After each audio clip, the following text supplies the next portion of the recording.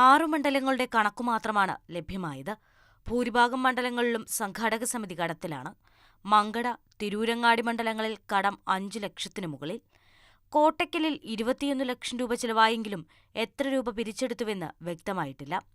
കോഡൂർ സ്വദേശിയായ MT മുർഷിദ് നൽകിയ വിവരാവകാശ അപേക്ഷയിലാണ് കണക്കുകൾ പുറത്തുവന്നിരിക്കുന്നത്. ഏകദേശം 16 മണ്ഡലങ്ങൾക്ക് കൊടുത്തിട്ട് വെറും 4-5 മണ്ഡലങ്ങൾക്ക് മാത്രം കണക്കുള്ളൂ. ബാക്കി മണ്ഡലങ്ങൾക്കൊന്നും കണക്കില്ല. പക്ഷെ വേറൊരു അത്ഭുതപ്പെടുത്തുന്ന കാര്യം പറഞ്ഞാൽ ഈ കണക്ക് കിട്ടിയ മണ്ഡലങ്ങളിലും അവർക്ക് കടത്തിലാണ്. നവകേരള സദസ്സ് നടത്തിയതിനു ശേഷം കടത്തില്ല. നമ്മൾ ഏകദേശം 1 കോടിയോളം രൂപ വെറും 6 മണ്ഡലങ്ങൾക്ക് മാത്രം 1 കോടിയോളം രൂപ ഉണ്ട്.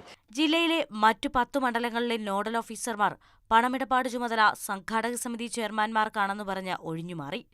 ഏറ്റവും കൂടുതൽ തുക ചിലവായത് പന്തലിനാണ്. ആകെ ചിലവിന്റെ 40% മുകളിൽ പന്തലനുബന്ധ ജോലികൾക്ക് ചിലവായി.